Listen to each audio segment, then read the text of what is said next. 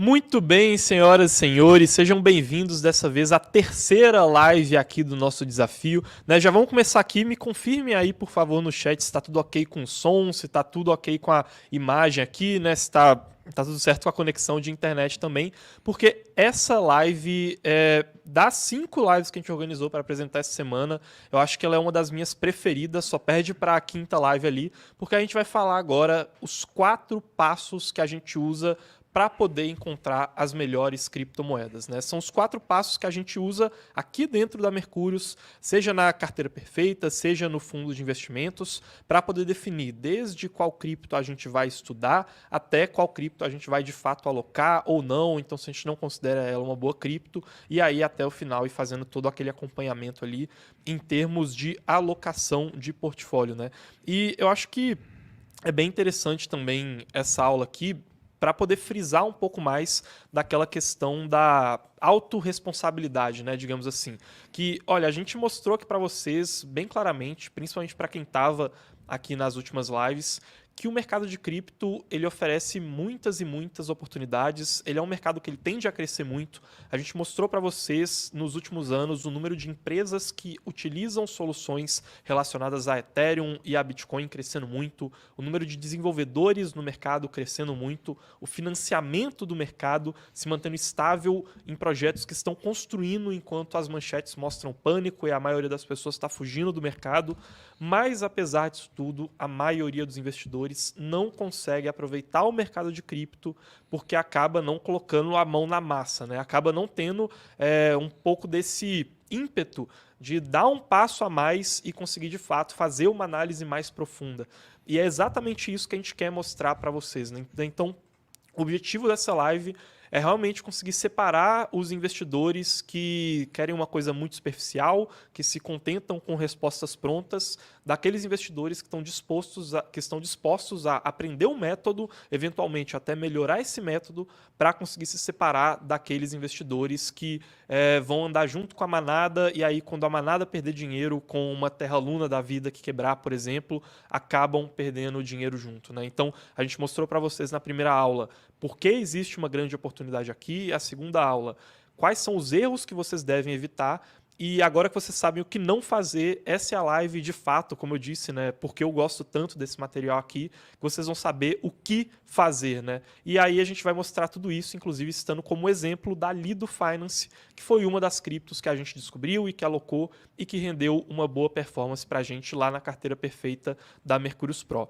E enquanto isso, Danilo, quer falar um pouco para a gente sobre os NFTs dessa aula aí também? Quer dar algum anúncio para o pessoal? Muito bem lembrado, cara. Eu quero fazer já primeiro agradecer todo mundo aqui, como o Fabiano falou, se eu tô recuperado da comemoração dos 25, saí ontem, já fui jantar com a família e queria agradecer muito aí todo mundo, que me desejou aí os parabéns. É uma felicidade enorme, ter cumprido aí essa passagem aqui ao vivo com vocês. Então, queria agradecer bastante e já começar falando sobre as nossas NFTs, Então, eu quero ver aí, já mandem já as estrelas aí no chat pra gente, quem conseguiu pegar. Queria até saber de vocês quantas estrelas, vocês conseguiram pegar já até agora, Porque a gente já teve as 2 NFTs aí, as 2 primeiras, a do cavalo na aula 1, a do bispo na aula 2, em que a gente distribuiu 50 de cada uma, uma. Agora, hoje, a gente vai ter mais 50 da torre, certo? Amanhã, a gente vai ter mais 50 da rainha. E depois, a gente vai ter a aula 5 na sexta-feira, junto com a abertura lá das novas vagas da Mercúrios Pro.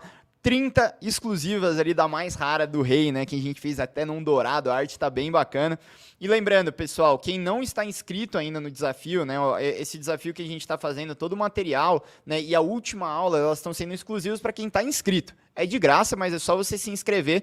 Por quê? A gente quer, na última aula, falar sobre alocação de carteira, né? E a gente quer tirar absolutamente todas as dúvidas que vocês tenham. Então, o que a gente vai fazer? A gente não vai abrir aqui no YouTube para todo mundo poder entrar. A gente vai mandar por e-mail um link exclusivo para vocês ali. Lembrando, é gratuito, tá? Então não tem desculpa para vocês não se inscreverem. Vou pedir até para mandarem aí no chat ali para a gente, né? Para o pessoal se inscrever, mas também é o primeiro link ali da descrição, beleza?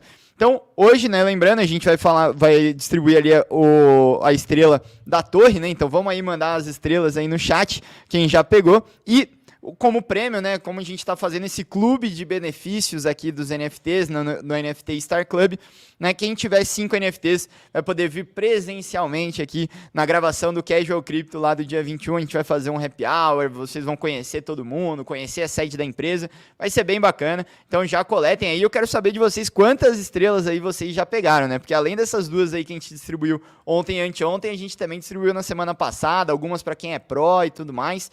Então, já quero saber, já vão mandando aí as estrelas no chat para a gente começar essa aula. Lembrando só, pessoal, hoje tem também, antes do Carlos começar, só rapidinho, hoje tem também o Shanghai Fork, né, a atualização aí que a gente está esperando já há tanto tempo, a gente já postou tanto conteúdo para o pessoal da Mercúrios Pro, a gente vai fazer uma live logo depois, eu e o Igor, né, que já está estudando tudo para mostrar para vocês ao vivo tudo que está acontecendo, beleza? Então só um disclaimer que eu precisava fazer para todo mundo que é Mercúrios Pro.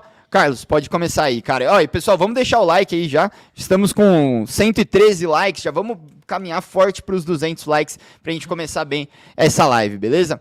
Carlão, vamos começar. Show! Pessoal, então o objetivo dessa live aqui é mostrar para vocês, como eu disse, os 4 passos que a gente utiliza para poder escolher as criptomoedas nas quais a gente vai investir. Só que antes de dar esses 4 passos, talvez seja melhor a gente dar um passo para trás e nos perguntar, afinal de contas, o que a gente está buscando no mercado de cripto, né? Não adianta nada você sair procurando criptos se você não sabe exatamente qual é a sua filosofia de investimento, do que você gosta, no que você está disposto a colocar o seu dinheiro e quais são as características que fazem com que o investimento seja um bom negócio para você, né? Tem até esse trecho aqui, que é bem conhecido, da Alice no País das Maravilhas, em que ela fica perdida e ela pergunta, né, para o gato se ele poderia ajudar ela. E aí o gato responde, olha, mas para onde que você quer ir? E ela fala, eu não sei, eu tô totalmente perdida aqui. E aí ele responde, olha, para quem não sabe para onde vai, qualquer caminho serve, né? E o nosso objetivo aqui é saber exatamente para onde a gente quer ir quando a gente está investindo, para que a gente não se perca em qualquer caminho, né? Para que a gente consiga encontrar um caminho coerente para conseguir multiplicar o nosso patrimônio ao longo dos anos dentro do mercado de cripto, beleza? E o que a gente está buscando, então, qual que é a nossa filosofia de investimento? Porque uma outra frase muito legal e que eu também coloquei aqui é que quem não tem uma filosofia de investimento, no final das contas, não está investindo, né? Está só especulando. Então, você precisa saber exatamente aquilo que você está buscando. O que a gente procura aqui, pessoal, e acho que isso é bem importante para, às vezes, até separar um pouco a maneira como a gente pensa aqui na Mercúrios e a maneira como muitas outras pessoas pensam, e principalmente outras pessoas no YouTube também, e aí chegam aqui e acabam estranhando, né, alguns dos nossos posicionamentos, que é a questão das oportunidades assimétricas, né? Então, aqui na Mercúrios, o que a gente está procurando é isso daqui.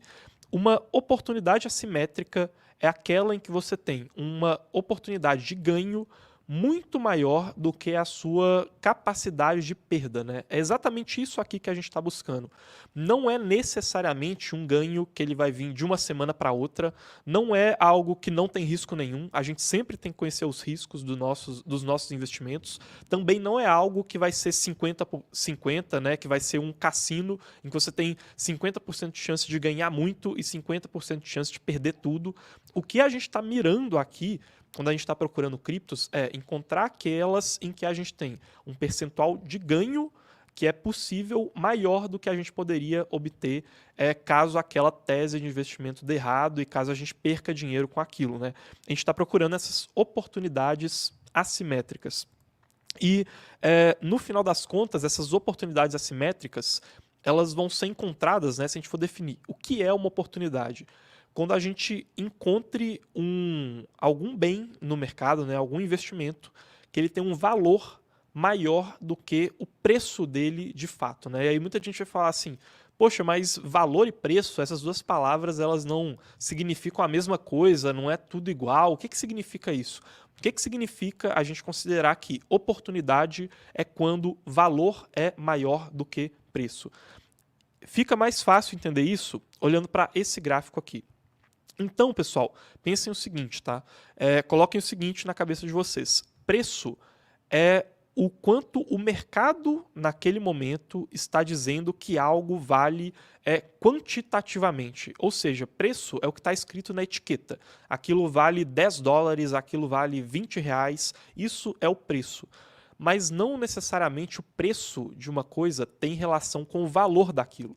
Por exemplo, várias empresas, quando teve a crise do Covid, de um dia para o outro, desvalorizaram 50%, 70%, e aí na semana seguinte elas foram lá e se valorizaram tudo de novo, né? Porque quando foi anunciada aquela crise da Covid-19, o mercado entrou em pânico, os preços caíram e depois, quando o pânico passou, os preços voltaram. Mas faz sentido a gente achar que o valor de uma empresa desabou 70% porque foi anunciada a pandemia de Covid-19, entendeu? Pensa numa empresa, pensa que, olha, as máquinas, as indústrias ainda estão lá, os funcionários ainda estão lá, as relações com os clientes, com os fornecedores, aquela fábrica, tá tudo lá, a empresa continua igual, não mudou a empresa, o valor continuou o mesmo, mas o preço mudou. E é muito importante, então, a gente entender isso, pessoal. O valor intrínseco dos ativos financeiros do mercado não necessariamente vai ser igual ao preço de tela. E isso pode amedrontar algumas pessoas, mas é justamente isso também que cria as oportunidades. Então, esse gráfico aqui, por exemplo, ele está mostrando o valor intrínseco, né, ou seja, um valor teórico ali que existiria do quanto um determinado investimento realmente vale naquela linha rosa, enquanto que a linha azul, claro, que é muito mais volátil, ela sobe e desce muito mais, está representando o preço. E reparem como o mercado ele vai ter momentos de euforia, de otimismo exacerbado, em que o preço vai ficar maior do que o valor, mas ele também vai ter momentos em que o preço vai ficar menor do que o valor. E é nesses momentos que a gente vai querer entrar e investir naquilo. Quando a gente identificar que o mercado acha que algumas coisas são muito piores do que elas de fato são, né? Então, quando o mercado achar que o mundo acabou, que, cara, não tem jeito, não tem nenhuma salvação para cripto, aí esse é o momento perfeito para a gente identificar que o preço está diferente do valor e no longo prazo a gente acredita que o preço aos poucos vai gravitar ao redor do valor, né? Então ele tende a se encontrar com o valor no longo prazo e dessa maneira a gente vai fugir daquele destino ali da Alice no País das Maravilhas e vai começar a encontrar, cara, é esse caminho aqui que eu quero seguir o caminho de valor intrínseco e de preços descontados que no longo prazo vão se encontrar com esse valor. Basicamente aqui o que você está falando para a gente é que o nosso norte, né, e o norte de toda a nossa tomada de decisão não vai ter a ver com preço, né, ele vai ter a ver com o valor intrínseco, né? Então a gente obviamente vai detalhar um pouco mais como você pode descobrir qual o valor das coisas e tudo mais, mas o ponto final e mais importante é que o nosso norte vai sempre ser esse tal valor aí que você está falando, né, Carlos? Exato, é o valor e o preço, quando a gente olha para ele, a gente está interpretando ele sob a ótica do valor, né? Então é como se a gente tivesse uma lente de contato que a gente está usando para analisar todos os preços do mercado e essa lente é o valor. Se você não sabe o valor, não adianta você ficar analisando o preço, né? O valor ele é intrínseco àquilo, ele é a lente que você tem que usar para poder filtrar as informações do preço, né? Então, no final das contas, se você tem esse norte do valor, aí sim, de fato, você vai conseguir analisar os preços e tomar decisões que sejam relevantes. Preço por preço, sem saber quanto que aquilo vale de fato, é uma movimentação aleatória que vai estar acontecendo no gráfico, entendeu? Não faz diferença nenhuma entre ser o gráfico ou então eu pegar e desenhar uma linha no Paint, entendeu? Não faz diferença se você não sabe o valor que está por detrás daquela linha de preço, né? E aí, então, pessoal, no final das contas, o nosso caminho aqui vai tentar encontrar consistentemente oportunidades assimétricas, né, em que a gente tem uma oportunidade maior de ganhar do que de perder, em que o preço de mercado ele esteja menor do que o valor intrínseco daqueles investimentos, né? E fique bem claro, isso não significa que a gente precisa acertar tudo, inclusive a maioria dos grandes investidores do mundo, né? Então assim, né, assim, os maiores da história, desde Warren Buffett a Howard Marks e muitos outros que ficaram famosos aí, não acertaram todos os seus investimentos, né? Nenhum grande investidor acertou tudo. Só que a grande questão é que ele fazia poucas apostas e ele acertava mais do que errava. E naquelas que ele errava, ele tinha uma alocação pequena, ele tinha um potencial, um horizonte de perda limitado, enquanto que naquelas que ele acertava, ele tinha um potencial de ganho que superava aquelas perdas. Então, a gente não precisa acertar 100% das vezes, mas a gente precisa ter acertos consistentes em que eles vão gerar um retorno que vai compensar os erros, e esses erros precisam ter uma gestão de risco que vai limitar essas perdas, né? E, como o Danilo falou, sempre seguindo, né, e tendo o valor daqueles investimentos como um norte, né? Essa assimetria que vai gerar oportunidades para a gente.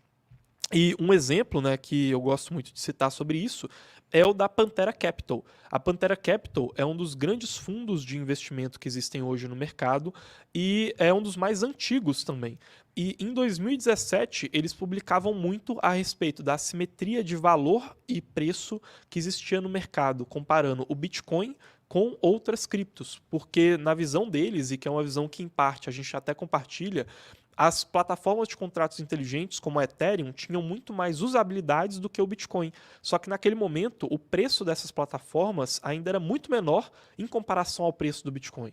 Então, dessa maneira, a Pantera Capital conseguiu identificar uma assimetria, né? Ou seja, ele identificou uma indústria que tinha um valor um preço muito menor em comparação ao valor dela, e ela conseguiu se expor a essas plataformas de contratos inteligentes e aproveitar, por exemplo, as grandes altas que a gente teve ali em 2020, 2021, principalmente dessas plataformas, né? Então, é interessante, inclusive, notar como as pessoas mais antigas e maiores nesse mercado, né, ali pessoas que estão há mais de 10 anos investindo em cripto, elas só sobreviveram e passaram pelos ciclos do mercado de cripto porque elas buscavam essas oportunidades assimétricas.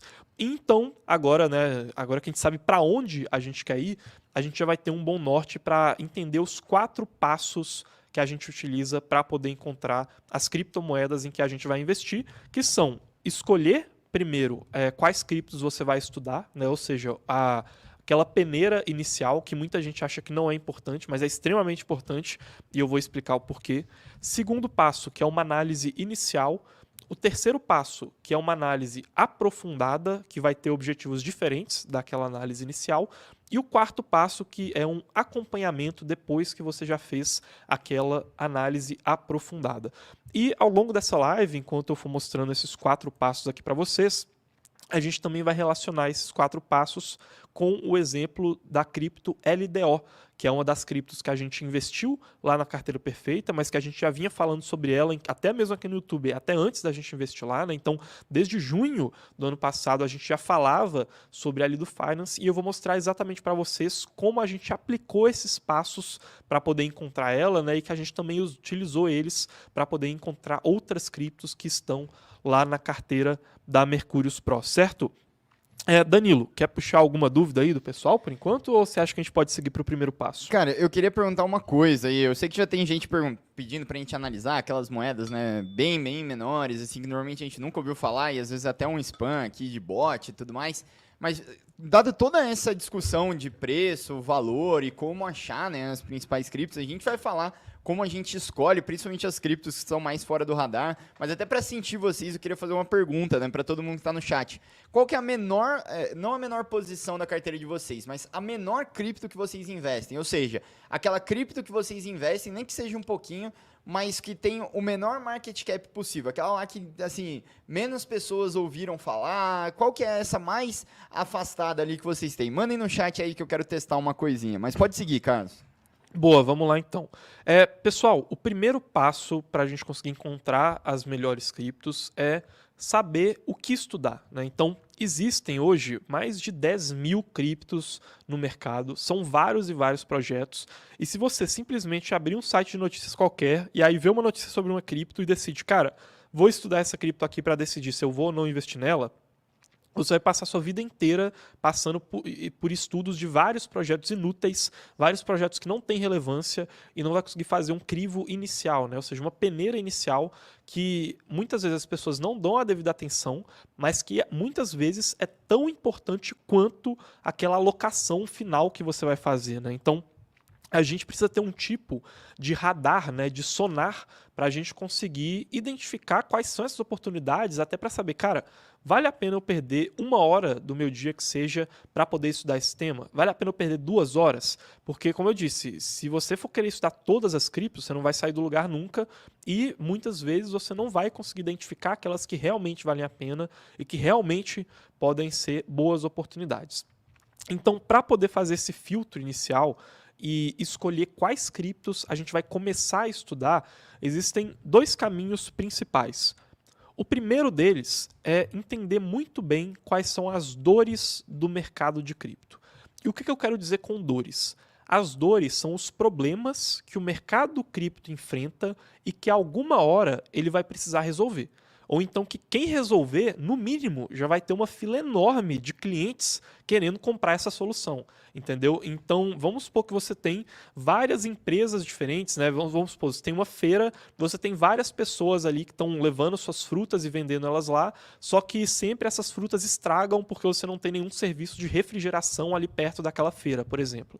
Se você identifica essa dor, você já vai ficar antenado e falar, cara, se alguém aqui oferecer esse serviço que vai resolver esse problema, já pode ser uma boa oportunidade. Então, o primeiro caminho para a gente conseguir encontrar essas criptos e saber se a gente deve estudar elas é ficar muito antenado nas dores do mercado de cripto, os problemas que precisam ser resolvidos. E para isso, a gente precisa ter uma visão muito clara do mapa do mercado de cripto. Essa imagem que eu trouxe aqui para vocês, ela é só um dos exemplos de mapas que existem, né? Existem várias ilustrações diferentes que tentam mostrar isso. Nessa daqui a gente vê a separação de alguns ecossistemas, né? Então tem ali um círculo com o ecossistema da Cosmos, o ecossistema da Ethereum, o ecossistema da Polkadot e tudo mais. Mas a verdade é que essa imagem aqui ela não é nenhuma regra, tá? Ela é tão válida quanto várias outras que existem. Mas é realmente entender quais que são as redes que existem no mercado de cripto, o que são as primeiras e as segundas camadas, o que é a diferença de uma infraestrutura para uma aplicação, por exemplo. Todo esse mapa do mercado de cripto, você saber o que é cada coisa, onde cada coisa se encaixa ali, é muito importante para você começar a entender quais que são as dores que esse mercado está enfrentando, né? E uma boa parte disso acaba, querendo ou não, vindo com o tempo e conforme você vai estudando projetos diferentes, vai entendendo as principais personalidades do mercado de cripto e vai entendendo como esses projetos interagem entre si. E aí eu vou mostrar para vocês um exemplo de dor muito clara que existe no mercado de cripto hoje, que é a dor dos hacks a pontes do mercado. Então a gente sabe que o mercado cripto ele é feito de redes de computadores descentralizadas, mas essas redes elas têm dificuldade para se comunicarem entre si. Quando você está dentro de uma dessas redes, né, ou seja, você está dentro de uma blockchain, como a blockchain do Bitcoin, a blockchain da Ethereum, a blockchain da Solana, da Avalanche. Quando você está dentro de uma delas, a gente já consegue ter processos que vão tornar aquilo relativamente seguro. Mas quando você tem que atravessar de uma para outra, tentar levar o seu dinheiro de uma para outra, fazer uma aplicação, tomar um empréstimo, fazer alguma coisa mais complexa, interagindo entre duas redes diferentes, esse caminho entre elas é praticamente um velho oeste. A gente ainda não tem a segurança necessária para fazer esse tipo de transferência de maneira adequada, ou pelo menos tão adequada quanto deveria ser. E aí aqui são duas manchetes que mostram dois dos maiores hacks que aconteceram no mercado de cripto, que foram ataques a pontes. Uma que foi a ponte que ligava a rede da Ronin, que era a rede do jogo Axie Infinity, com a rede da Ethereum, que gerou um prejuízo de mais de 600 milhões de dólares. E a outra foi o hack da ponte Wormhole, que ligava a rede da Solana com a rede da Ethereum, e foi um hack de mais de 300 milhões de dólares. Então isso aqui claramente é uma dor do mercado de cripto. Quando a gente conhece essas dores, a gente vai falar, cara, se aparecer algum cara que está falando, algum projeto, alguma cripto, que está falando que vai resolver esse problema, vale a pena eu ficar atento e talvez até estudar ele, né? E aí entra, por exemplo, a questão das camadas zeros. Então, se a gente tem esse exemplo de dor do mercado, que são hacks acontecendo, a gente tem uma demanda para solucionar essa dor, que são os projetos de camada zero, né? Que eles querem criar uma camada por baixo dessas redes para poder ligar elas de maneira segura, sem depender dos projetos de pontes que existem atualmente.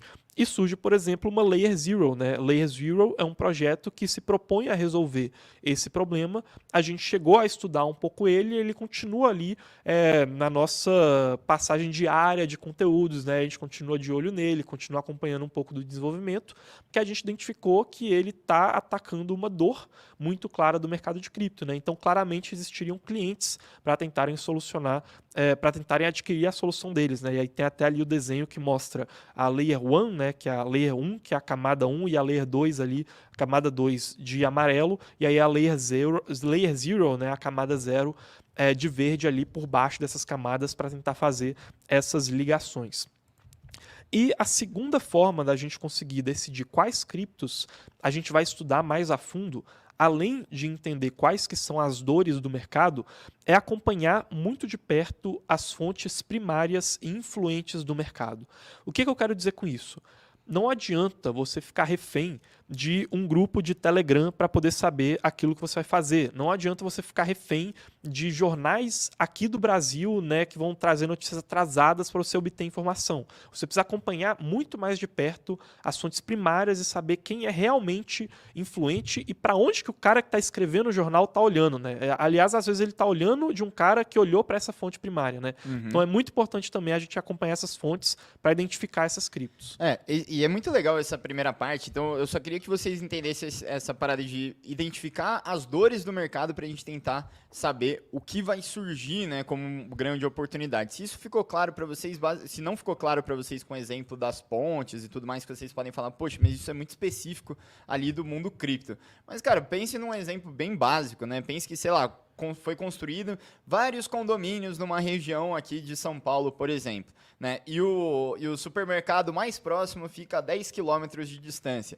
Vale muito a pena você pegar e investir num supermercado para essa área. Por quê? Né, você tem uma dor latente de consumo ali que vai ser nutrido por esses novos condôminos, né, que vão surgir, a maior população ali naquela região. Então você tem uma dor clara do mercado, né? Então você vai lá e investe, né? E sabe que aquilo lá vai ter um potencial muito grande de ter sucesso. Basicamente é a mesma coisa que a gente falou no exemplo das pontes, né? Porque o que a gente falou foi o seguinte, cara, tava tendo muito problema de ponte, então se você tem algo que conserta esse tipo de problema, como houve com a Ronin, isso aqui pode ter uma boa possibilidade. Então vamos identificar o que está surgindo que soluciona esse problema. No caso da escalabilidade da Ethereum também, foi a mesma coisa. Por que a gente teve a nossa tese de Layer 2, né, junto com Polygon, e agora, né, a gente está olhando muito para Arbitrum e Optimism, por exemplo, porque a gente viu que é um problema latente, né, que a Ethereum tem muita usabilidade, mas tem um problema latente de escalabilidade. Então vamos identificar o que está surgindo. Essa é uma das maneiras de você identificar, né? E eu até queria perguntar para vocês aqui, né, porque muita gente falou algumas coisas bem interessantes, né, quando eu perguntei a menor moeda que tinha, né, eu vi, ó, pessoal falando Velodrome, GNS, SKL, Secret, Surreal, Astar, Magic. Então, assim, eu queria perguntar fazer uma segunda pergunta em cima dessa. de onde vocês ficaram sabendo dessa criptomoeda que vocês investiram? Como que vocês descobriram ela? Foi fuçando em alguma coisa? Foi ouvindo alguém? Qual foi a alternativa? De onde vocês tiraram essa informação para ir atrás e fazer esse primeiro investimento? Que a gente está falando aqui como a gente faz, mas eu gostaria muito de saber como vocês fazem aí também, enquanto estamos chegando a 200 pessoas aqui e faltam 18 likes para bater 200 likes. Então, se você está gostando, né, a gente está te ajudando. O YouTube sempre entrega mais os conteúdos que tem mais likes, então deixa o like aí, é de graça para todo mundo aí, beleza? Então, Carlos, enquanto o pessoal vai mandando assim, como é que fazem para descobrir essas criptos que eles mandaram, fala pra gente. A gente falou sobre entender as dores do mercado, todo mundo, acho que ficou claro para todo mundo, mas você falou que também existe a possibilidade de acompanhar fontes primárias e influentes, que você já falou que não são sites de notícias nem nada assim, mas o que é isso? Então, vamos lá. Tem dois tipos de fontes primárias ali que elas são muito interessantes para esse acompanhamento inicial do mercado, tá? Não são as únicas, mas eu resolvi trazê-las aqui porque elas são as mais práticas, são as mais fáceis de vocês aplicarem e também no cotidiano, assim, acaba que são as que a gente aplica muito, que são principalmente seguir perfis relevantes no Twitter, que pode parecer que não, né, para quem não usa Twitter, mas as figuras mais influentes do mercado de cripto usam o Twitter, né, por algum motivo a nossa comunidade, o nosso mercado abraçou essa rede social e as pessoas se comunicam por lá. E a segunda forma seria acompanhar blogs e relatórios relevantes de mercado, né, que não sejam apenas sites de notícias, até porque as notícias elas vão acabar aparecendo no Twitter também. Então, com o Twitter, eu separei aqui, né, alguns perfis ali. Tem o perfil do Ryan Watkins, que é um cara que é um dos analistas mais conhecidos, mais renomados do mercado. O Rassu também. Tem ali o Nick Carter, que é um dos caras que mais entende de Bitcoin. Tem um outro perfil ali que é o do Tim Bacon, né, que é o principal desenvolvedor hoje que está tocando o desenvolvimento da Ethereum. E no Twitter é muito interessante você conseguir ter uma visão do todo e do que as pessoas muito relevantes estão discutindo no mercado, né? Então, para quem nunca usou o Twitter, né, como qualquer outra rede social, como o Facebook, como o Instagram, você abre ali, vai rolar o feed, né, e o algoritmo vai te sugerir coisas compatíveis com aquilo que você curte, né, com aquilo que você gosta. E aí, eventualmente, se você segue as pessoas certas, se você pega ali todo dia, você de manhã abre e olha ali 5 minutos, 10 minutos no Twitter, aí chega na hora do almoço, olha mais uns 5 minutos, você sempre fica por dentro do que essas pessoas estão falando. Então, pode ser uma coisa boba, mas às vezes nisso você pega, né, você captura narrativas de mercado meses antes dessas narrativas começarem a aparecer nos jornais, por exemplo, né? Então, a gente conseguiu ver isso com Blur, né? Então, o próprio Bruce, né, que é um dos analistas que participa da Mercúrios, ele fala que, cara, ele já ficava falando e mandando mensagens para a gente sobre o Blur, que é uma das plataformas que recentemente lançou suas criptos no mercado, meses antes deles começarem a lançar as criptos, né? Porque a gente acompanhava o desenvolvimento e a movimentação dessa plataforma. Então, acompanhar esses perfis relevantes, né, esses são só alguns deles, é uma coisa muito interessante. E aí também, nessas fontes primárias de coisas rápidas que a gente pode consumir para acompanhar o surgimento dessas narrativas, do que pessoas relevantes estão falando, tem blogs e relatórios relevantes, né?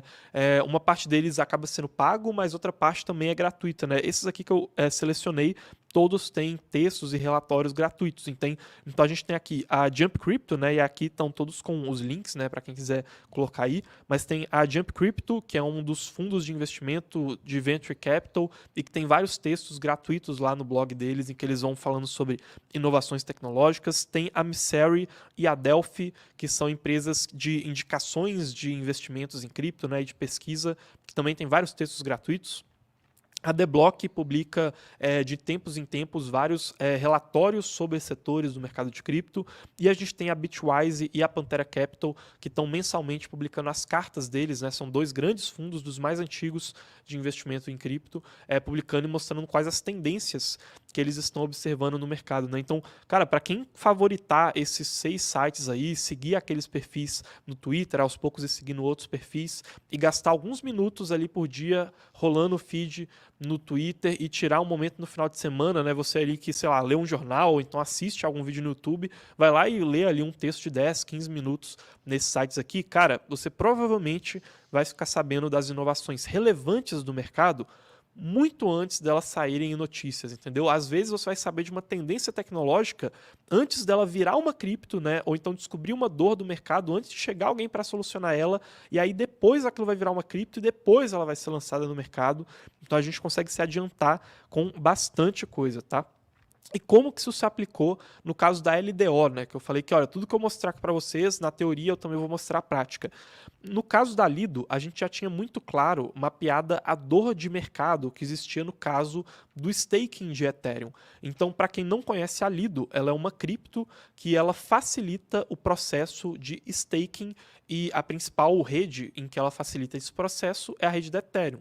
O staking é quando você trava as suas criptos para poder ajudar na segurança de uma rede, em troca você obtém alguns rendimentos, né? É como se fosse uma renda passiva e a Lido, ela facilita o acesso para as pessoas fazerem essa renda passiva, né? E consequentemente também facilita o processo de segurança das redes. Então isso já era uma dor do mercado porque existe uma quantidade mínima muito alta de Ethereums para você conseguir começar a praticar o staking, e ele é um processo que tecnicamente ele é um pouco mais complicado, você precisa ter uma máquina um pouco específica, você precisa ter softwares específicos, então nem todo investidor sozinho conseguia praticar isso. Então, claramente existia uma dor no sentido de parece que precisa de alguém para poder fazer esse meio de campo. E também a gente via como uma dor no mercado uma indústria de staking que tem um potencial enorme de crescimento e que não via esses caminhos para conseguir crescer. Então a Lido, nesse sentido, ela se encaixou muito claramente nisso, né? No começo a gente já começou a acompanhar a indústria de staking como um todo, e aí porque a gente entendia essas dores, e aí a gente acabou parando na Lido.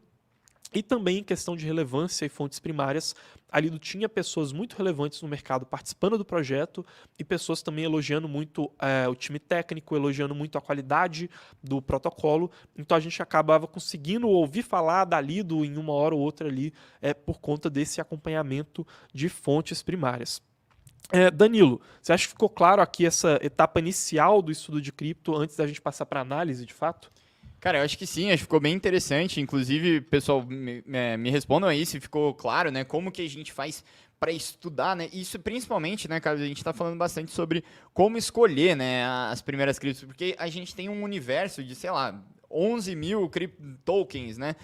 12 mil tokens, sei lá quantos mil tokens a gente tem agora. Então a gente precisa escolher para onde a gente está olhando, né? Então basicamente o que a gente está fazendo assim é explicar para vocês como que a gente escolhe dentro dessa cesta, né, de milhares de criptos quais que a gente vai olhar e depois como que a gente faz essa análise inicial. E você já fez algumas análises, né, Carlos? Eu queria saber mais da parte prática. O quanto que é realmente assim, e quanto tempo demora, pelo menos no caso das análises que você já fez, assim, se você puder dar uma parte um pouco mais tangível assim para o pessoal. Boa, vamos lá então explicar como que isso de fato vai se aplicar ali em análise, né? Uma vez que a gente identificou ali como que né, a gente identificou criptos que são de fato relevantes e a gente falou, olha, essa daqui vale a pena eu estudar. Cara, eu tô vendo um monte de gente relevante do mercado citando um setor de cripto, então vale a pena eu estudar as principais criptos desse setor. Ou então, cara, essa cripto ela quer resolver um problema muito grande do mercado. Eu falo, ó, vou realmente estudar aqui e vou começar essa análise.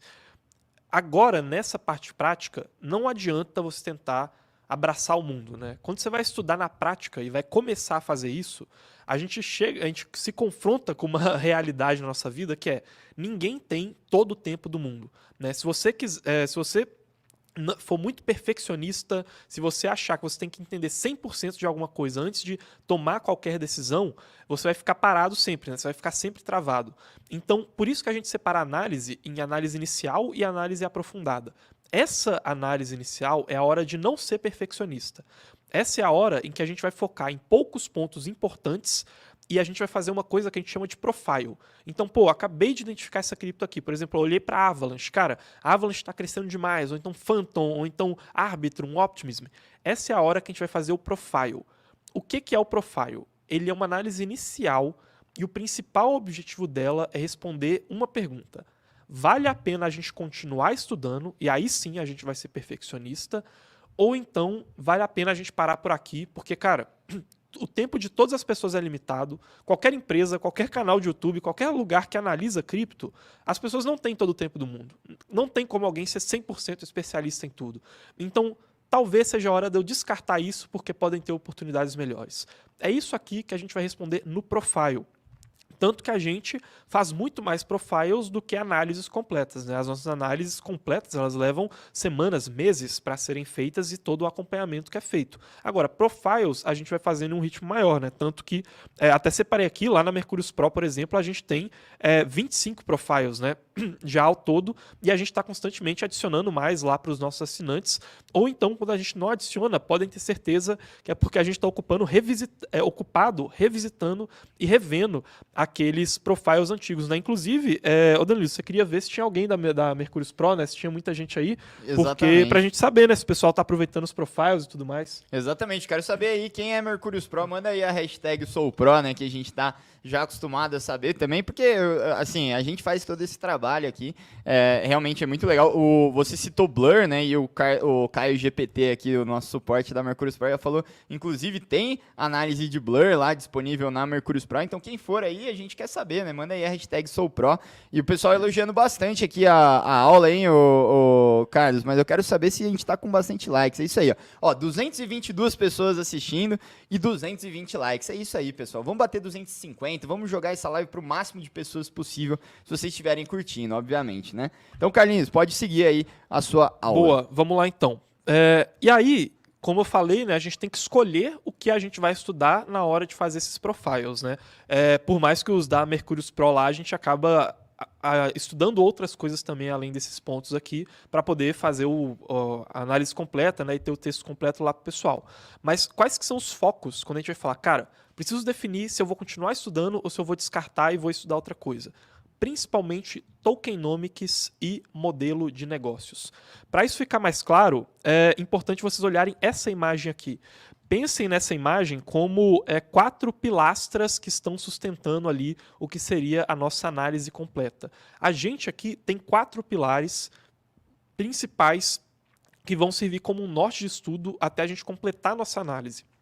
A gente considera que a gente entende muito sobre uma cripto, que a gente tem uma análise muito boa sobre ela, né? E aí, cara, é uma coisa que demora meses para ser feita, é um acúmulo de capital intelectual que, assim, passa de anos em alguns casos, né? Que ela realmente, né, de fato completa. Essas 4 pilastras são tokenomics, modelo de negócios, governança e segurança. E aí, como eu estava dizendo, nessa análise inicial, a gente vai olhar principalmente para tokenomics e modelo de negócios. Porque normalmente, quando a cripto ela tem um problema muito grande, ele vai aparecer aqui. Normalmente. Às vezes não. Às vezes vai ter um problema que vai estar um pouco mais escondido ali na governança ou então na segurança, né? Ela pode ter algum risco que é muito difícil de encontrar. Agora, na maioria das vezes, os problemas que as criptos têm, que são aqueles problemas que eles estão muito na cara, que, cara, assim, ó, deixa eu pesquisar aqui, ficar 1, 2 horinhas pesquisando para ver se tem um problema muito grande, esses problemas vão estar em um tokenomics ruim ou então em um modelo de negócios ruim.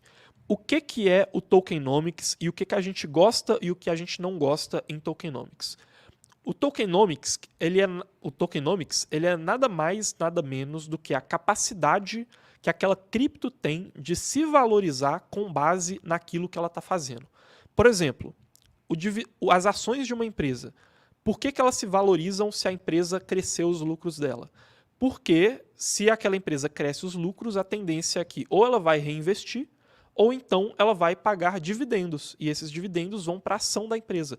Então a ação ela é um representativo dos lucros futuros daquela empresa e ela tem o tokenomics, entre aspas, de uma ação de uma empresa na Bolsa de Valores está relacionado com o dividendo. É o dividendo que é o elo que relaciona a valorização da ação com o crescimento da empresa. Agora, nem sempre é assim. No mercado de cripto, por exemplo, a gente pode ter o token BNB, que é um token da Binance, mas que não necessariamente, se a Binance crescer, o BNB vai se valorizar proporcionalmente, porque o BNB ele tem relação com a oferta e a demanda que a Binance faz para os seus próprios usuários. Ele não tem relação com o lucro que a Binance consegue, nem com o número de usuários da Binance. Então, ele vai ter uma lógica que não é tão clara assim. E aí, o que a gente gosta e o que a gente não gosta em tokenomics?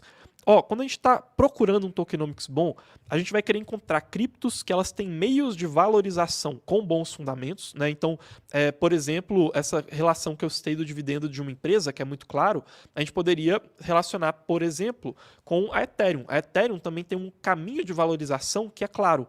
Como que a Ethereum ela tem que se valorizar, ela precisa se comportar para se valorizar ao longo do tempo.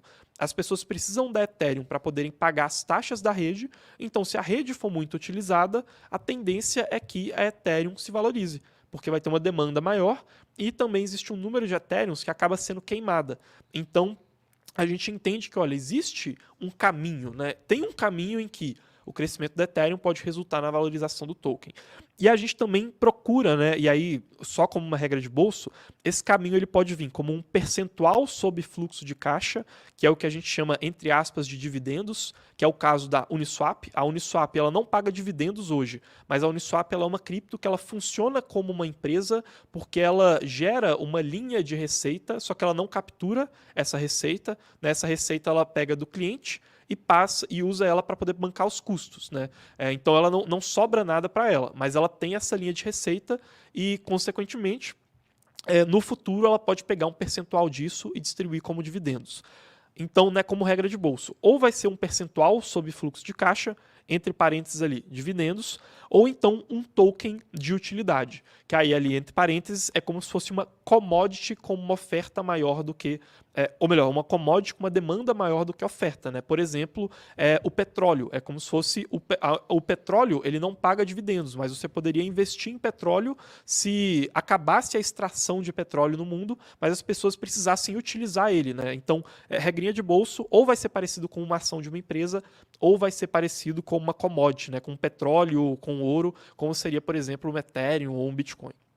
E o que a gente evita em tokenomics? A gente evita criptos que elas não têm nem esse fluxo de caixa, ou a capacidade de terem esse fluxo de caixa, e nem essa utilidade real, né, que é o caso de Ethereum e Bitcoin, que elas podem vir a ter. E elas também têm um alto percentual de circulação nas mãos do time e falta de transparência, né, para políticas inflacionárias. Então, tem tokens que a gente gosta, como por exemplo uma Chainlink, mas que a gente reconhece que eles têm um defeito muito grande e a gente tem que medir muito a alocação sabendo desse risco, porque a emissão deles, né, no mercado ela é muito pouco clara, né? O time tem uma grande parte dessas criptos e eles acabam despejando várias vezes elas no mercado. Então, esse tipo de coisa acende um alerta quando a gente fala de tokenomics. E modelo de negócios é nada mais, nada menos do que a gente entender cada cripto como se ela fosse uma empresa, né? Então, entender que ela vai ter clientes, vai ter fornecedores, ela vai ter uma concorrência e entender se essa cripto fosse uma empresa, se ela estaria acrescentando utilidade e se ela seria melhor do que os concorrentes. E no caso de Lido, toda essa questão de modelo de negócios de tokenomics para a gente fez muito sentido. O modelo de negócios da Lido, como eu disse, funciona para facilitar o staking.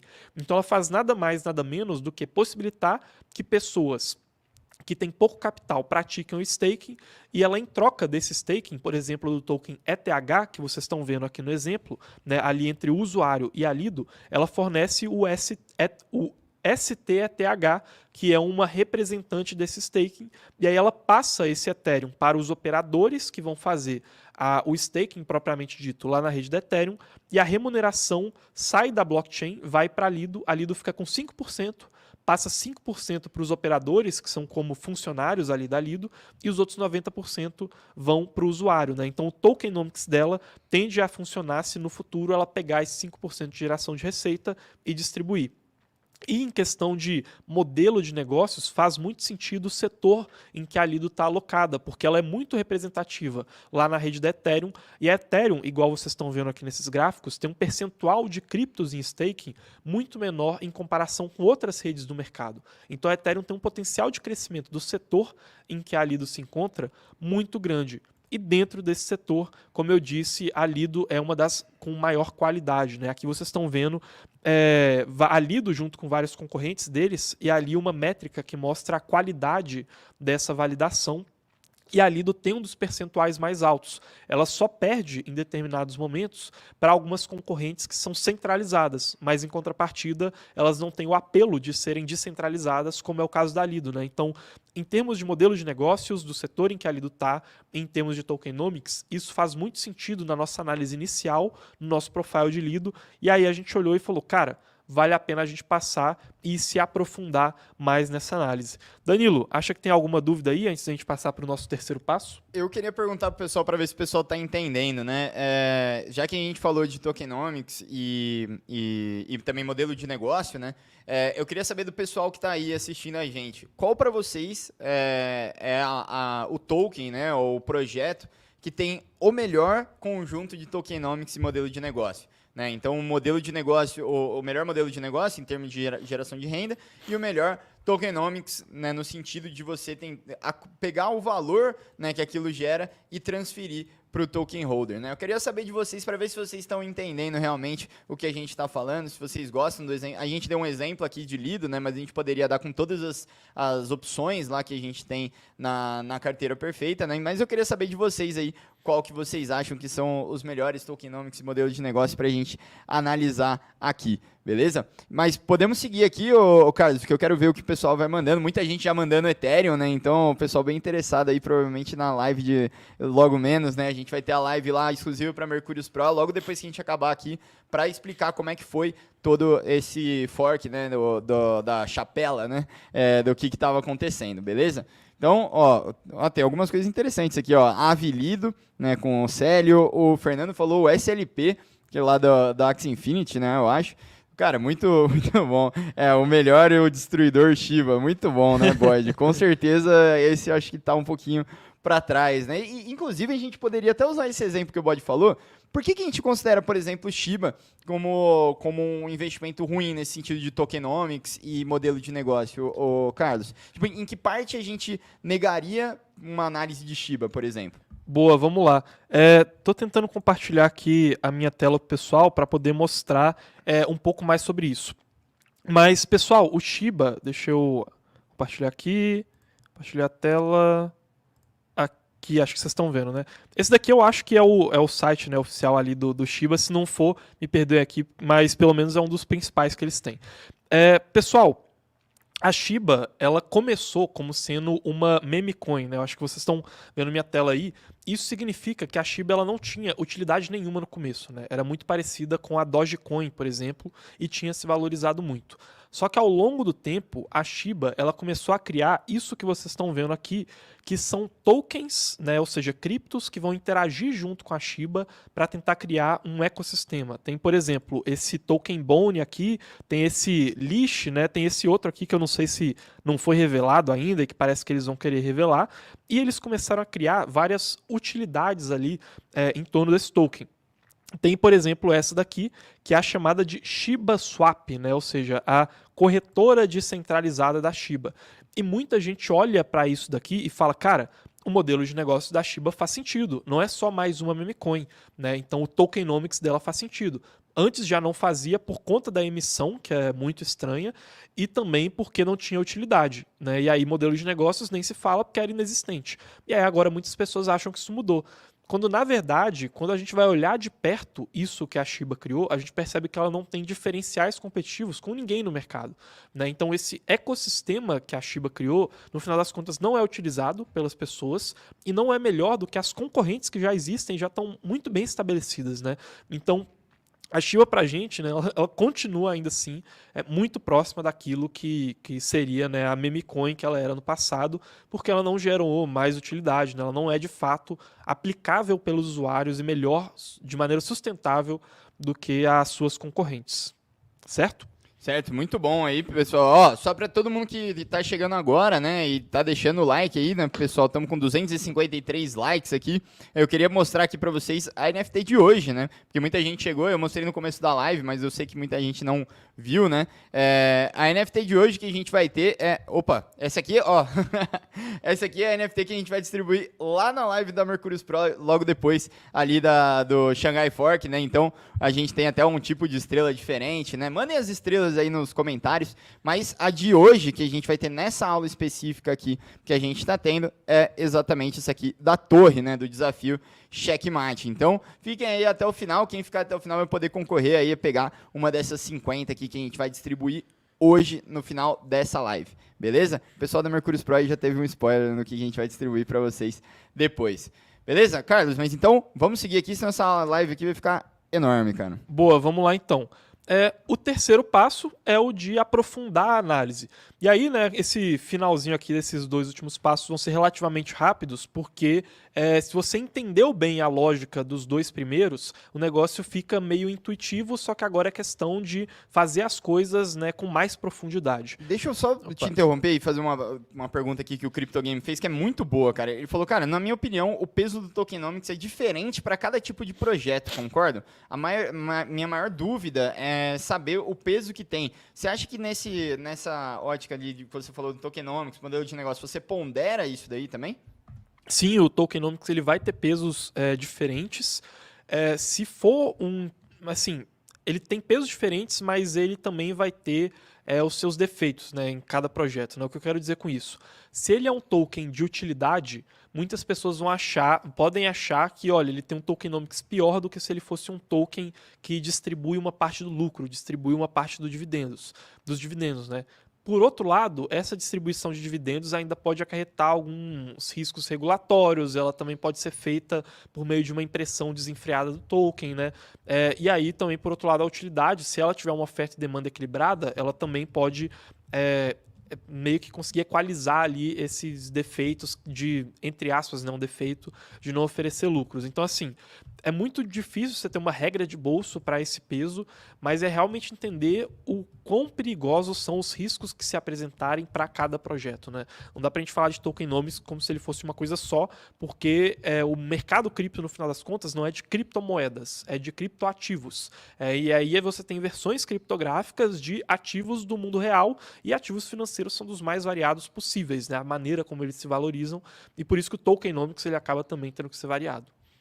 Boa, show. Não, então vamos seguir aí. Acho que ficou claro, né, o CryptoGame? Vamos lá, então.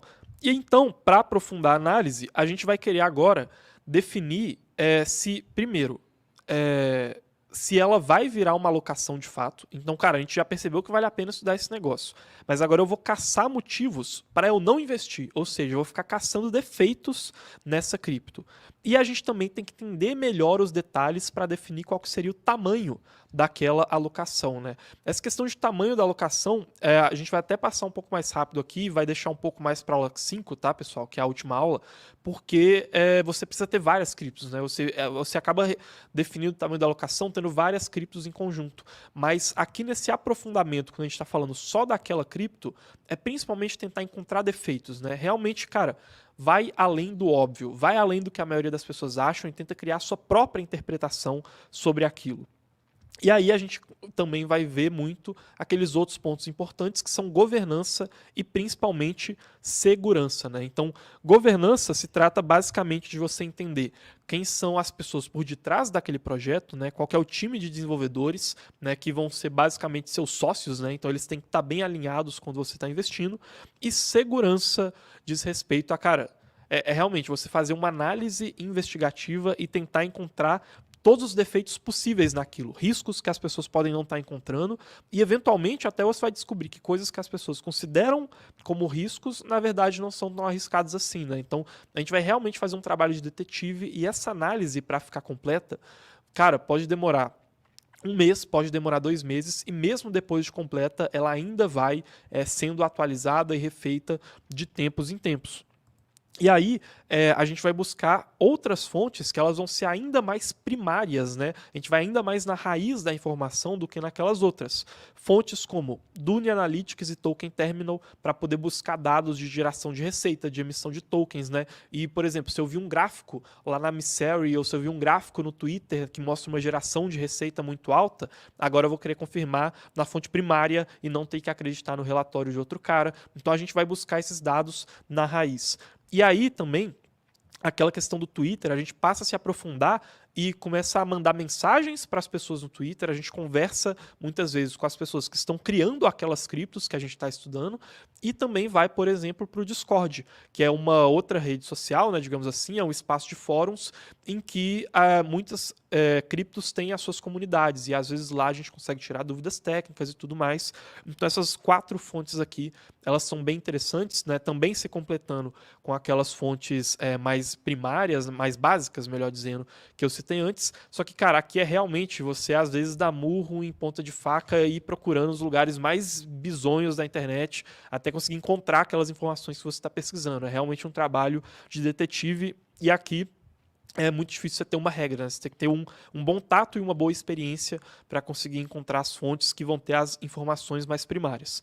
E um exemplo de como a gente aplicou isso no caso da Lido é que a gente começou a se aprofundar no estudo dele um tempo depois que aconteceu a quebra da Terra Luna.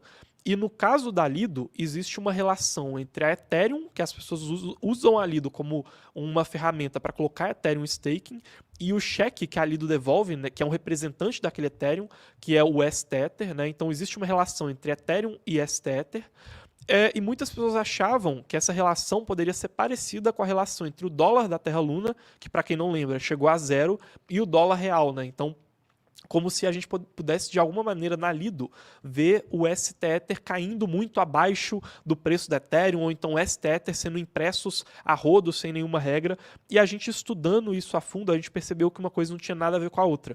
E naquele momento do mercado, muita gente tinha medo do tal depegging, do tal descolamento, do risco da Lido ser uma nova Terra Luna, porque você tem 2 coisas que tem que ter o mesmo preço e não sei o quê. E a gente, estudando a fundo, percebeu que, cara, não tinha nada a ver. E a gente, nesse caso, eliminou um risco que muitas pessoas, muito influentes no mercado, muitas pessoas de casas de análise, de relatórios internacionais, falavam que era um risco real, né? E aí a gente conseguiu passar por isso e, novamente, né, isso foi uma das coisas que conseguiu resultar nessa nossa performance hoje da carteira lá da Mercurius Pro, que está em 70% contra os 50% do Bitcoin nesses últimos 2 anos, praticamente, e que, né, muita gente pode olhar assim e falar, pô, cara, mas é 20% de diferença. Cara, 20% de diferença de rendimento é muita coisa, cara. É realmente representativo. E, assim, de novo, eu sempre mostro aqui essa performance, não como uma forma de falar, olha, cara, olha só como a gente é muito bom, eu tô aqui te mostrando na sua cara como a gente tem uma performance boa. Na verdade, é só uma maneira de meio que ter uma âncora e conseguir mostrar para vocês como que, olha, esse caminho das pedras que a gente mostrou, de fato, ele fez sentido e ele conseguiu gerar resultados, né? E aí, Danilo, quer puxar mais alguma coisa aqui antes da gente falar do acompanhamento? Não, só queria te provar aqui que você tá certo, realmente, né? Porque o Daniel, por exemplo, aqui, ele falou que, inclusive, me livrei de continuar investindo em Luna, FTX, entre outros, graças a Mercurius. Cara, muito obrigado. É muito legal ouvir esses relatos, né? O Joas falando que achava que o Token Uni, né, era uma das melhores, né? Mas depois da live de assinantes, né, sobre DeFi, abriu um pouco os olhos, né? Então, isso é bem interessante sempre que a gente vê aí os relatos do pessoal da Pro. E o Ralph Eitan aqui está falando o seguinte, pergunta se esses critérios seriam eficazes para enxergar a força e as virtudes do Bitcoin se o projeto surgisse hoje, né, após o estabelecimento do mercado cripto, só para pensar em contrafactuais. É interessante porque esses contrafactuais foi o que você trabalhou, né, agora, né, ali em janeiro e fevereiro, né, na nossa análise, né, tentando construir a contratese de Bitcoin, né? Então eu queria que você, né, respondesse aí o Rafi. Exato, né? A gente fez uma análise lá para Mercurius Pro, que a gente publicou uma parte, né, e ela ficou tão grande para a gente formatar e tudo mais, que a segunda parte vai sair lá para Mercurius Pro, logo depois que a gente terminar nessa sequência de lives, esse desafio aqui, porque só a primeira parte lá já tá com, se não me engano, deu 112 páginas, alguma coisa assim, e foi só estudando o Bitcoin. E, cara, é muito interessante sim, ô Rafi, porque esses critérios fazem a gente enxergar como que a temporalidade no mercado de cripto, né, o timing, quando você começa, é muito importante. Porque muitas vezes, se o Bitcoin surgisse hoje, com aquelas mesmas características lá do começo, a gente avaliaria ele e poderia não achar ele tão bom assim, né? Ou então descobriria eu descobriria que, cara, nesse momento do mercado, o Bitcoin ele já vai estar atrasado, ele não vai ter aquela vantagem de ser o primeiro, então ele poderia não ser tão bom. Então, poderia sim gerar essas contrateses. E a gente, por exemplo, usou esse método de análise para avaliar o Bitcoin hoje e conseguir separar o que o Bitcoin tem de positivo, e de fato tem, principalmente quando a gente analisa várias outras e encontra defeitos nelas, que o Bitcoin às vezes já superou, e também o que o Bitcoin tem de negativo, né? Assim como todas as outras criptos também têm. Então, a gente conseguiu formular toda a nossa teoria do porquê pode ser que no futuro o Bitcoin tenha mais de 21 milhões de unidades, porque pode ser que o Bitcoin precise de mais utilidades, né?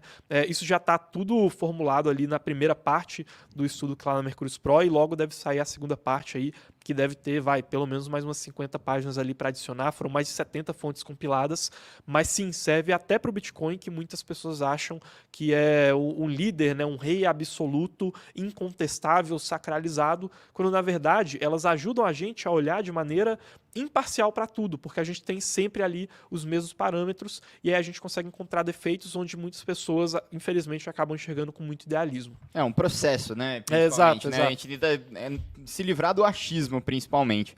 Né? E aqui tem uma dúvida que eu achei pelo menos interessante, mas antes só deixa eu puxar aqui o Fábio, né? Falando que é por isso que há necessidade de ter mais conhecimento e estudo constante, como descobrir e analisar tudo isso. E acredito que a Mercúrios proporcionará tudo isso no curso Pro. Exatamente isso que a gente tenta proporcionar para vocês, Fabião. Então, você está com foco em conquistar uma vaga. Se você está na mesma situação aí do Fábio, que é uma das 200 vagas, aí não se esqueçam aí de entrar na lista de espera, tá bom? A gente está com 200 vagas e a gente está entrando em contato com absolutamente todo mundo no WhatsApp, tá? Para ver se realmente faz sentido para vocês virarem Pro, tá bom? Então, é o segundo link na descrição e esse link aí que eu mandei no chat, beleza? Tem uma dúvida que eu queria que você respondesse, Carlos, e já pode até continuar com a sequência da live para a gente caminhar para essa parte final. É a dúvida do Leônidas Cavalcante aqui. Ele fala que às vezes investir em um token fora do foco não pode ser uma boa aposta, né? Muitos analistas da época não acreditavam muito no Bitcoin. Muito interessante essa provocação das pessoas serem contrarians, né? Ou seja, pensarem o contrário do que o mercado está pensando, né? Então, é algo que é bem interessante aí que eu queria a sua visão aí, Carlos. Sim, às vezes é interessante a gente olhar para tokens fora do foco, e provavelmente você vai identificar eles pelas dores de mercado. Ou então, lá naquelas fontes primárias, você vai acompanhar perfis no Twitter de pessoas que não são tão famosas, mas que, o cara é um baita de um programador, ou então ele é um baita de um economista ali, que estuda as teorias de mercado. Então, sim, muitas vezes faz sentido investir em tokens que estão fora de foco, e a gente consegue identificar eles também, seguindo aquela lupa ali inicial que eu mostrei para vocês. Boa. Beleza, então vamos seguir aí? E aí, dessa última parte aqui, né, desse acompanhamento, não tem tanto segredo assim, mas ele é basicamente a gente continuar de tempos em tempos estabelecendo, quanto maior for a nossa alocação ali naquela cripto, momentos de revisão daquela análise, né? Então, aqui é só uma frase, né, que eu acho que é mais importante em termos de acompanhamento, que é entender que, cara, uma análise ela nunca termina, ela sempre precisa ser continuada, porque aos poucos ela vai ficando defasada, e a gente precisa atualizar ela sempre. E a gente vai falar mais sobre esse acompanhamento, principalmente sobre formação de carteira, lá na nossa 5ª aula do desafio, que vai acontecer essa sexta-feira e vai acontecer de forma fechada, né? Então, ela só vai estar disponível para quem se inscrever no link do desafio, porque é uma live em que a gente vai querer tirar muito mais dúvidas, né? Então, se você quiser participar dela, é só se inscrever aí embaixo, né? Como eu disse, 100% gratuita. E é isso, né? Muito bom, excelente aí, pessoal. Palmas aí pro Carlos, muito bom, excelente análise. Pessoal, essa é a nossa terceira aula, né? Na real, é que hoje é quarta-feira, né? Daí terceira aula. Então, quarta-feira a gente tá chegando aí ao meio do desafio, né? Lembrando que a gente ainda tem amanhã a gente vai falar sobre, Carlos, antes de eu passar o NFT amanhã a gente vai falar sobre como se proteger contra as quedas do mercado e usar as quedas do mercado para ganhar dinheiro. Perfeito. Então, não percam aí, amanhã às 19 horas também aqui no nosso canal do YouTube. Enquanto isso, pessoal, eu tô aqui já, né, que eu sei que vocês ficam aí fervorosos pelos NFTs, pelas estrelas. Já vão mandando aí, eu quero ver a quantidade de estrelas que vão ter aí nos comentários, né? Estamos chegando a quantos likes aqui? Estamos a 25 likes de bater 300. Eu já coloquei lá no meu Twitter até que eu sou o mendigo oficial de likes aqui da Mercúrios, porque é de graça, eu não consigo entender como alguém entra, gosta da aula e não dá o like. Mas enfim, vamos seguir aqui, cara, muito, muito legal aí o pessoal dando as palminhas. Show de bola. Então, seguinte, pessoal, para quem não está pronto ainda, fiquem prontos para pegar aí o NFT de hoje, a estrela de hoje, né? A gente está aqui, deixa eu compartilhar a tela para vocês. É o NFT da torre. Lembrando, quem tiver 5 NFTs, né, 5 estrelas aqui da Mercúrios, vai poder, né, participar aqui de um happy hour que a gente vai fazer, né, ao vivo, né? Vocês vão poder vir aqui na sede da Mercúrios, assistir o Casual Crypto aqui ao vivo com a gente, que sabe até fazer algumas perguntas para a gente aqui ao vivo, né? Conhecer toda a equipe, conhecer a nossa sede e tudo mais, né? E aproveitar aqui um happy hour com a gente. Quem tiver 5 desses NFTs, que a gente já, esse é o terceiro que a gente distribui só essa semana, a gente distribuiu 4 na semana passada, 3 nas lives abertas e 1 na Live Pro. A gente vai distribuir mais um agora à tarde, à noite, né? Logo depois dessa live, a gente vai abrir uma live para falar do Shanghai Fork, eu e o Igor, tá? E a gente vai distribuir mais uma NFT para vocês. E amanhã e na sexta-feira a gente também tem mais 2 aí. Então, pessoal, fiquem ligados aí. Eu vou voltar aqui a minha tela e já vou liberar o código para vocês da NFT de hoje. Lembrando que vocês precisam estar no computador e com a MetaMask, na extensão da MetaMask ali instalada. Então, vou voltar aqui. O código de hoje é GY789, tá? Tudo em letras maiúsculas aqui. Vou mandar aqui para vocês no chat, beleza? Aqui o Eric perguntando, quem tiver todos os NFTs ganham direito de ouvir as histórias de vida do Gui. Quem sabe aí, dependendo de quantas cervejas ele tome aí, né, vai dar para ouvir algumas histórias do Gui aí, o nosso analista, que já deu um spoiler aí pra galera no chat, né, da próxima análise que ele tá fazendo aí, né, pro pessoal. Deixa eu ver quantas faltam. Nossa, só tem 17 ainda. Caralho. O negócio tá acabando rápido aqui. Já esgotou. Cacete. O pessoal é rápido nesse negócio aqui. Então, quem conseguiu aí, mandem as estrelas aí nos comentários. Mandem quantas estrelas vocês já conseguiram, porque eu quero saber quem vai estar aqui com a gente aqui em São Paulo, né, no nosso happy hour no dia 21. Já foi e tudo mais. Porra, pelo jeito tá fazendo sucesso aí as estrelas. Comentem aí se vocês quiserem que a gente coloque mais estrelas, né? Porque a gente colocou só 50 dessa vez, né? Não achava que ia acabar tão rápido assim, mas muito top. Que bom que vocês conseguiram aí, ó. O Leal já tá com 7, o Thiago Leão com 4, o Vinícius Avelar com 7. Muito legal aí, pessoal. Top demais, né? Ó, Givanete com 3. Vamos aí, Givanete. Tem que conseguir as próximas, hein? A gente jogou para vocês também uma hoje, né? Lá para quem estava inscrito no desafio, recebeu também o e-mail. Lembrem de abrir sempre os minutos criptos, abrirem os relatórios, porque a gente sempre está querendo fazer, retribuir o apoio que vocês dão pra gente quando vocês estão estudando, né? Então a gente quer valorizar as pessoas que mais estudam aqui dentro da Mercúrios, dando mais possibilidade de vocês estudarem ainda mais, beleza? Então esse é o clube de benefícios que a gente está fazendo. Lembrando, amanhã às 19 horas a gente vai estar aqui de novo para a próxima aula do desafio. Espero muito que vocês estejam curtindo, né, tudo isso que a gente está fazendo aqui para vocês, né? A gente sempre promete, né, que essa é a melhor sequência de lives que a gente já fez e a gente sempre tenta superar cada desafio. Espero que vocês estejam curtindo aí, tá? Lembrando, para quem não está inscrito na lista do desafio, o primeiro link da descrição. Para quem quer uma das 200 vagas aí da Mercúrios Pro que a gente vai abrir na sexta-feira, é só entrar no segundo link, entre na lista de espera. Todos os links também estão aqui no chat, né? Vou pedir para a produção mandar aí para vocês, beleza? Pessoal, muito obrigado para todo mundo que deixou o like. Se você não está vendo esse vídeo ao vivo e quiser deixar um comentário aí embaixo, pode deixar que a gente está respondendo todo mundo, beleza? Então, é isso, pessoal. Um abraço e até mais. Valeu, pessoal. Definitivamente, competir contra o mercado é uma missão desafiadora, ainda mais quando falamos do mercado cripto.